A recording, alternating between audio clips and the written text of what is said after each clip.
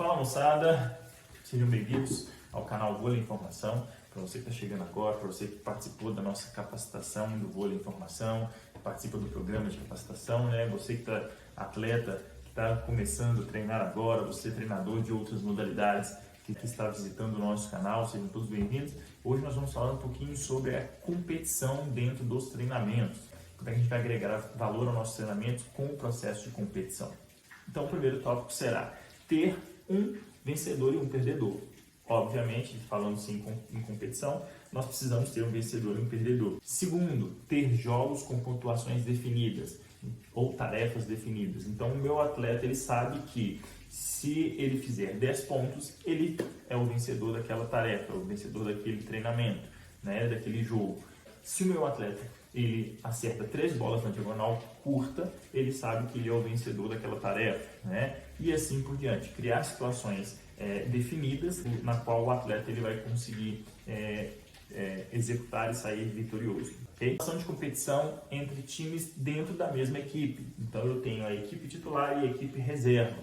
Tá? Eu posso criar uma situação de competição entre os dois.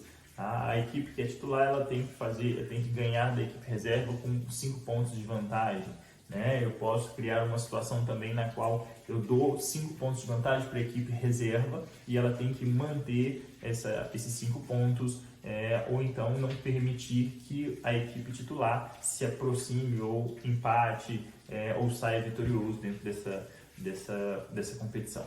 Combinado? Então é uma estratégia muito interessante.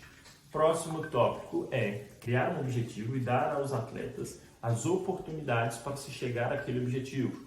Então, por exemplo, eu tenho lá, eu crio uma situação de 20 pontos contra 20 pontos, tá? Porém, para se chegar aos 25 pontos, como que eu crio isso? Eu crio estratégias de pontuação. Então, por exemplo, o ataque na diagonal curta vale 2 pontos, o bloqueio vale 3 pontos, o ataque na paralela vale 1 ponto e assim por diante. Então, isso é uma condição também de autoavaliação dos jogadores com relação à sua própria eficiência e eficácia para resolução dos problemas dentro da dinâmica do jogo e dentro da dinâmica da competição, ok? Um ponto importante, levando em consideração os grandes rallies, né, que nós temos durante o jogo, tá, é dar aos atletas um objetivo para que eles consigam alcançar em determinado tempo. Então, no caso do voleibol, por exemplo, nós vamos criar uma situação ali, por exemplo, de 3 contra 3, o famoso manchetão, e nessa situação eles vão ter ali a equipe A, vai ter, por exemplo, lá 15 segundos para fazer o ponto na equipe B, né? Caso contrário, ponto para a equipe B, né? E assim por diante a gente cria uma situação de movimentação, uma condição de tomada de decisão assertiva, mais favorável e mais eficaz.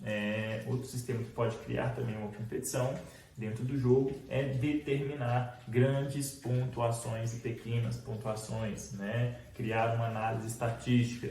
Então, eu crio uma situação estatística na qual, numa situação de rodízio, por exemplo, né? Uma situação única de rodízio, a minha equipe ela tem que fazer um grande ponto, né? E um pequeno ponto. Ou então um grande ponto e 2 pequenos pontos. Por exemplo, ele tem que fazer um ponto de ataque, tem que fazer um ponto e 2 pontos de largada. Ele tem que fazer um ponto de explorada de bloqueio e tem que fazer 2 pontos de ataque efetivos, sem que ninguém toque na bola, né? Então isso é uma situação também que cria ali uma tarefa, uma tarefa de intensidade no exercício e também cria uma condição de autoavaliação para o próprio atleta. Podemos também criar uma situação de bola bônus.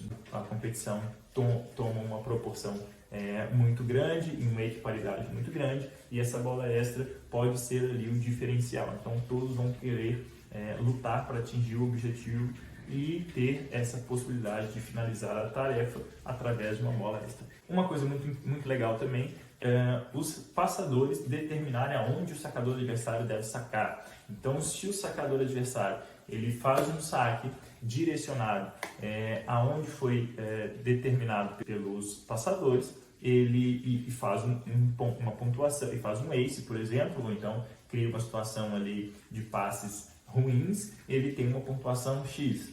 né? Se os passadores conseguem efetivar um passe ótimo, né? Um passe perfeito, isso cria também uma situação de competição individual entre os sacadores e os passadores. Como nós estamos falando de competição, duas coisas muito importantes é ter as consequências e ter as recompensas. Então, se você gostou dessas dicas, né, deixe seu comentário aqui embaixo, clique no sininho. Um abraço e até o próximo vídeo.